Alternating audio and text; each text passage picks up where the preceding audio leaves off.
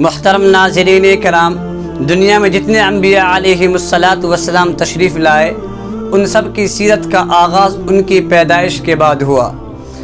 حضرت آدم علیہ السلام آئے، ان کی سیرت کا آغاز ان کی پیدائش کے بعد ہوا۔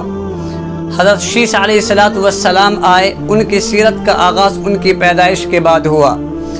حضرت نوح علیہ السلام کی سیرت کا آغاز ان کی پیدائش کے بعد ہوا۔ حضرت ابراہیم علیہ السلام کی سیرت کا آغاز ان کی پیدائش کے بعد ہوا۔ حضرت اسماعیل علیہ السلام کی سیرت کا آغاز ان کی پیدائش کے بعد ہوا۔ حضرت اسماعیل علیہ السلام کی سیرت کا آغاز ان کی پیدائش کے بعد ہوا۔ حضرت اسحاق علیہ السلام کی سیرت کا آغاز ان کی پیدائش کے بعد ہوا۔ حضرت یعقوب علیہ السلام کی سیرت کا آغاز ان کی پیدائش کے بعد ہوا۔ حضرت یوسف علیہ السلام کی سیرت کا آغاز ان کی پیدائش کے بعد ہوا۔ حضرت ہارون علیہ السلام کی سیرت کا آغاز ان کی پیدائش کے بعد ہوا۔ حضرت موسیٰ علیہ السلام کی سیرت کا آغاز ان کی پیدائش کے بعد ہوا۔ حضرت شعیب علیہ السلام کی سیرت کا آغاز ان کی پیدائش کے بعد ہوا۔ حضرت سلیمان علیہ السلام کی سیرت کا آغاز ان کی پیدائش کے بعد ہوا۔ حضرت ایوب علیہ السلام کی سیرت کا آغاز ان کی پیدائش کے بعد ہوا۔ حضرت یونس علیہ السلام کی سیرت کا آغاز ان کی پیدائش کے بعد ہوا۔ حتیٰ کہ 1,24,000 انبیاء علیہم السلام دنیا میں تشریف لائے، لیکن ان کی سیرت کا آغاز ان کی پیدائش کے بعد ہوا۔ میں قربان جاؤں نبی علیہ السلام پر، ابھی دنیا میں تشریف نہیں لائے، ان کی سیرت کا آغاز ہو چکا تھا۔ پہلے کی کتابوں میں تذکرہ ہوتا ہے، اجعل السکینۃ لباسہ والبر شعارہ والحق منطقہ والعفو معروف خلقہ والعدل سیرتہ والہدى امامہ، احمد اسمہ والاسلام ملتہ۔ جس کا نام احمد ہوگا، جس کا دین اسلام ہوگا، ہدایت کا وہ امام ہوگا، حق اس کی زبان ہوگی، عدل اس کی زندگی ہوگی، معاف کرنا، درگزر کرنا اس کے اخلاق ہوں گے، تواضع عاجزی اس کا لباس ہوگا، وہ کل کائنات کا امام ہوگا۔ اس کے ذریعے سے اندھوں کو روشنی ملے گی، بہروں کو کان ملیں گے، گمراہوں کو ہدایت ملے گی، جہنم میں جانے والے جنت میں جائیں گے، ٹوٹے دل آپس میں جڑیں گے، وہ قوم قبیلہ مل کر آپس میں امت بنے گی، وہ ہے محمد الرسول اللہ صلی اللہ علیہ وسلم۔ ابھی ہمارے نبی دنیا میں تشریف نہیں لائے ہیں، ہمارے نبی کی سیرت کا آغاز ہو چکا ہے۔ حضرت آدم علیہ السلام کا جانے کا وقت، دنیا سے جانے کا وقت قریب آیا تو انہوں نے اپنے بیٹے حضرت شیس علیہ السلام کو وصیت کرنے لگے، بیٹا دنیا میں تمہیں کسی چیز کی ضرورت پڑے تو اللہ تعالیٰ سے محمد صلی اللہ علیہ وسلم کا واسطہ دے کر مانگنا۔ حضرت شیس علیہ السلام نے پوچھا، ابو یہ محمد کون ہے؟ تو حضرت آدم علیہ السلام نے جواب دیا، بیٹا بس اتنا سمجھ لو کہ محمد صلی اللہ علیہ وسلم کو دنیا میں آنا نہ ہوتا تو یہ کائنات کے نظام کو سجایا نہ جاتا۔ میں یہ کہتا ہوں کہ یہ پورے کائنات ایک گلدستہ ہے، اللہ تبارک و تعالیٰ نے ایک بہت بڑی ہستی کے آمد سے قبل اس گلدستہ کو سجایا۔ مثال کے طور پر ہمارے یہاں کوئی مہمان آتے ہیں، کوئی بہت بڑی ہستی آنے والی ہوتی ہے تو ان کے آمد سے پہلے ہم اپنے گھروں کو سجاتے ہیں، ہم اپنے مجالس کو سجاتے ہیں، قالین ایسی ہو، شامیانہ ایسا ہو، کلر ایسا ہو، صوفہ یہاں پر ہو، بیڈ یہاں پر ہو، اس گھر کو معطر کرو، اسے مزین کرو، اسے خوبصورت بناؤ۔ یعنی اس ہستی کے آنے سے پہلے ہی ہم اپنے مجالس و محافل اور اپنے مکانات کو سجاتے ہیں۔ تو اللہ تبارک و تعالیٰ نے اس کائنات کو سجایا، زمین کو بچھایا، آسمان کو اٹھایا، چاند اور سورج کے نظام کو چلایا، ہواؤں کے نظام کو چلایا، ستاروں کے نظام کو چلایا، کہکشاؤں کے نظام کو چلایا، سمندر کے نظام کو چلایا، دریاؤں کے نظام کو چلایا، پہاڑوں کے نظام کو چلایا، خشکی کے نظام کو چلایا، بحری نظام کو چلایا۔ اس اللہ تبارک و تعالیٰ نے انبیاء علیہم السلام کو پیدا فرمایا، انسانوں کو پیدا فرمایا، جنت و جہنم کو پیدا فرمایا، جبرائیل و میکائیل و اسرافیل کو پیدا فرمایا، ساتوں آسمان کے فرشتوں کو پیدا فرمایا، ساتوں زمین کو بنایا۔ اس کائنات کے ذرے ذرے کو اللہ تبارک و تعالیٰ نے ایک بہت بڑی ہستی کے لیے مزین کیا، سجایا، جس ہستی کا نام محمد عربی صلی اللہ علیہ وسلم ہے۔ ابھی ہمارے نبی دنیا میں تشریف نہیں لائے اور ہمارے نبی کی آمد سے پہلے یہ سب کچھ ہو رہا ہے۔ میں یہ کہتا ہوں یہ زمین نبی علیہ الصلوۃ والسلام کے صدقہ طفیل میں بنائی گئی، آسمان محمد عربی صلی اللہ علیہ وسلم کے صدقہ طفیل میں بنایا گیا، چاند کو چاندنی ملی محمد عربی صلی اللہ علیہ وسلم کے صدقہ طفیل میں، سورج کو شعاع ملی محمد عربی صلی اللہ علیہ وسلم کے صدقہ طفیل میں، آسمان کو بلندی ملی محمد عربی صلی اللہ علیہ وسلم کے صدقہ طفیل میں، سمندروں کو لہریں ملی محمد عربی صلی اللہ علیہ وسلم کے صدقہ طفیل میں، دریاؤں کو روانی ملی محمد عربی صلی اللہ علیہ وسلم کے صدقہ طفیل میں، پہاڑوں کو صلابت ملی محمد عربی صلی اللہ علیہ وسلم کے صدقہ طفیل میں، ہواؤں کو سرسراہٹ ملی محمد عربی صلی اللہ علیہ وسلم کو صدقہ طفیل میں، جبرائیل و میکائیل و اسرافیل علیہم السلام کو مقرب بنایا گیا، بہت بڑا عہدہ سے سرفراز کیا گیا محمد عربی صلی اللہ علیہ وسلم کے صدقہ طفیل میں، کائنات کے ذرے ذرے محمد عربی صلی اللہ علیہ وسلم کے صدقہ طفیل میں بنائی گئی ہے۔ ابھی ہمارے نبی دنیا میں تشریف نہیں لائے، اللہ نے ہمارے نبی کے سیرت کا آغاز کر دیا۔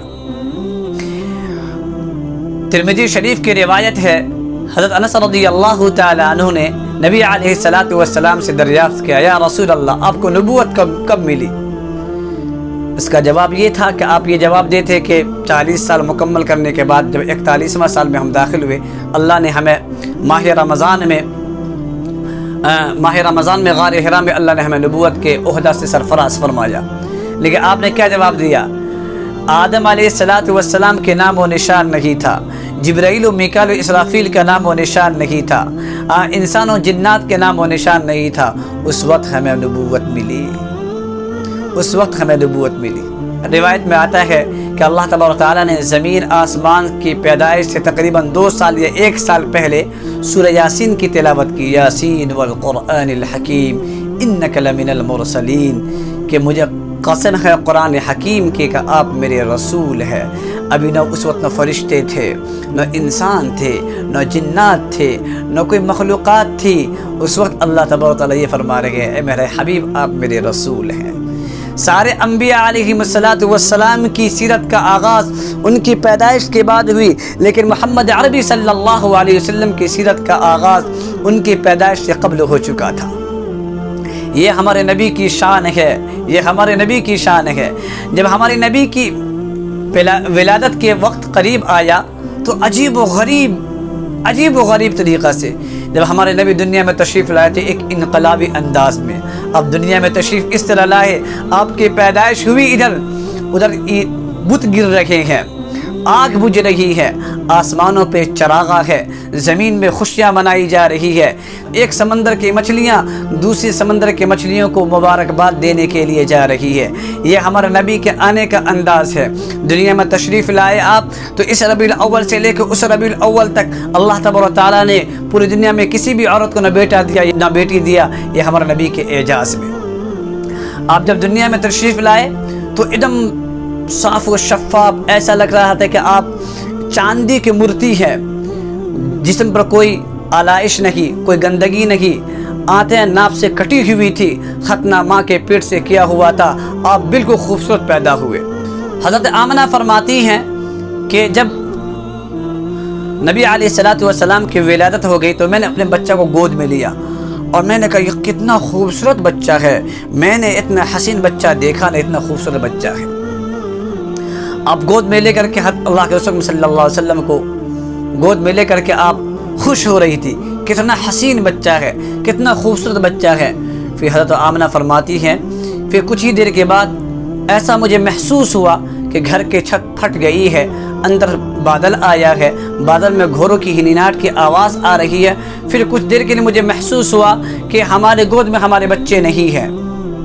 پھر اس بادل سے آواز آئی، طوفوا به مشارق الارض ومغاربها، اس بچہ کو اٹھاؤ، تمام ملکوں میں پھراؤ، سمندر کے تہوں میں لے جاؤ، تمام جاندار کے سامنے لے جاؤ، تمام جن انس کے سامنے لے جاؤ، تاکہ وہ ان کے نام و نشان کو جان لے، ان کی صفات کو پہچان لے، ان کے اوصاف کو جان لے، ان کی شکل و صورت کو جان لے، ان کو آدم کا خلق دو، شیش کی معرفت دو، نوح کی شجاعت دو، ابراہیم کی دوستی دو، اسماعیل کی زبان دو، اسحاق کی رضا دو، صالح کی فصاحت دو، لوط کی حکمت دو، موسیٰ کی سختی دو، ایوب کا صبر دو، یونس کی اطاعت دو، یوشع کا جہاد دو، داؤد کی آواز دو، دانیال کی محبت دو، الیاس کا وقار دو، یحییٰ کی پاک دامنی دو، اور عیسیٰ بن مریم کا زہد عطا کرو، اور تمام انبیاء علیہم السلام کے اخلاق مطہرہ کے سمندر میں ان کو غوطہ دو، وغمسوہ فی اخلاق النبیین۔ جن علماء نے اس روایت کو اپنی کتابوں میں جگہ دی ہے، ان کا منشا در حقیقت یہی ہے کہ محمد عربی صلی اللہ علیہ وسلم کی صفت جامعیت کو نمایاں کرے۔ جو کچھ اور انبیاء علیہم السلام کو متفرق طور پر عطا ہوا تھا، وہ سب کچھ مجموعی طور پر محمد صلی اللہ علیہ وسلم کو عنایت ہوا۔ اب غور کریں، انبیاء علیہم السلام کی تواریخ پڑھیں۔ حضرت نوح علیہ السلام کی زندگی کفر کے خلاف غزو و غضب کا ولولہ پیش کرتی ہے۔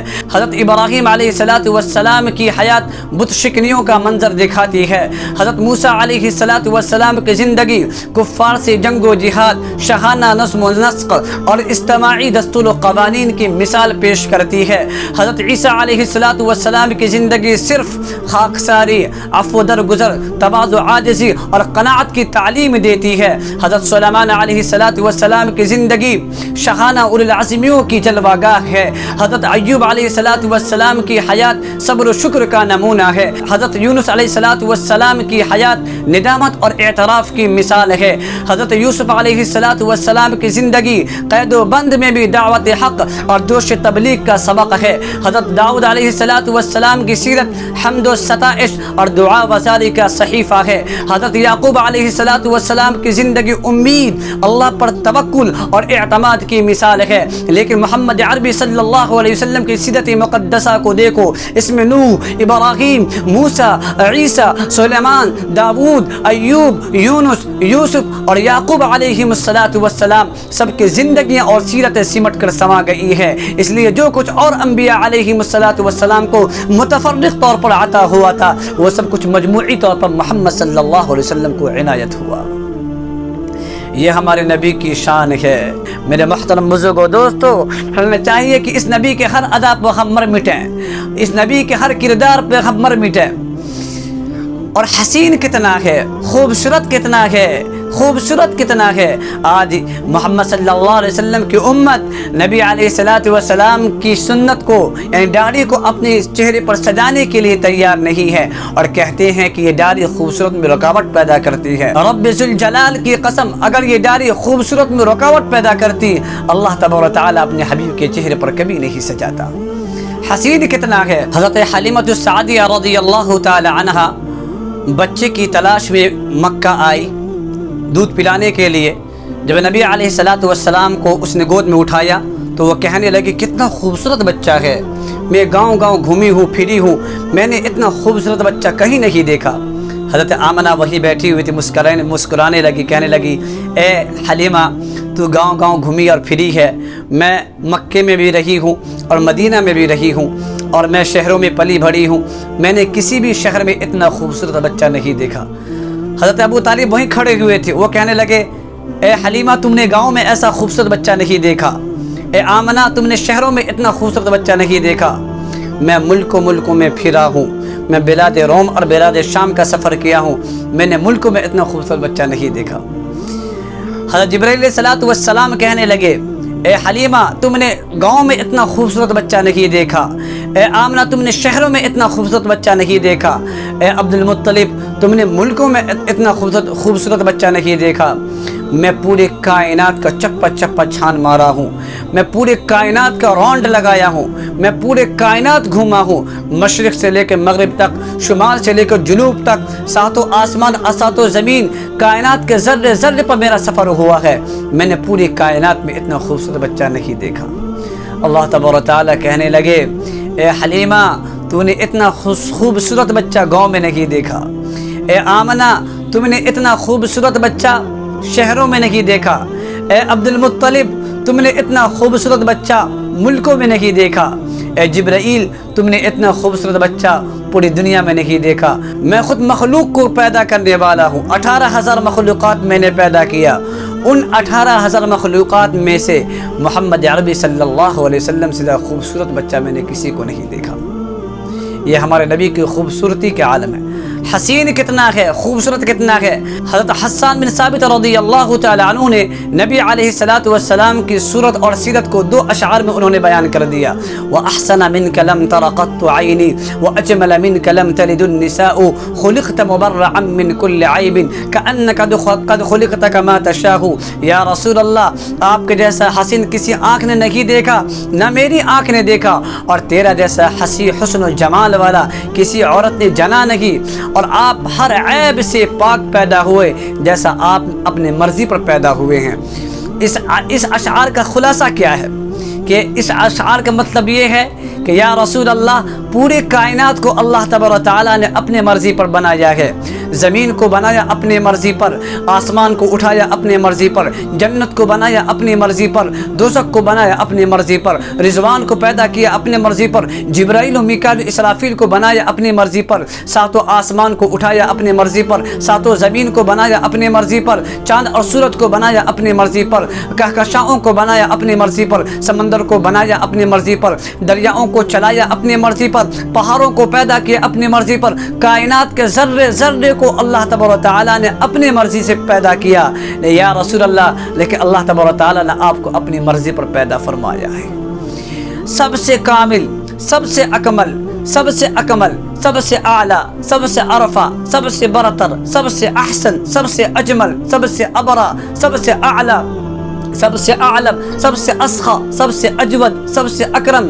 میں جتنے بھی الفاظ لاؤں سارے الفاظ چھوٹے ہیں، اور محمد عربی صلی اللہ علیہ وسلم اس سے بلند و بالا ہے۔ الفاظ کی تعبیرات نیچے رہ جاتی ہے، محمد عربی صلی اللہ علیہ وسلم اس سے بلند ہو جاتے ہیں۔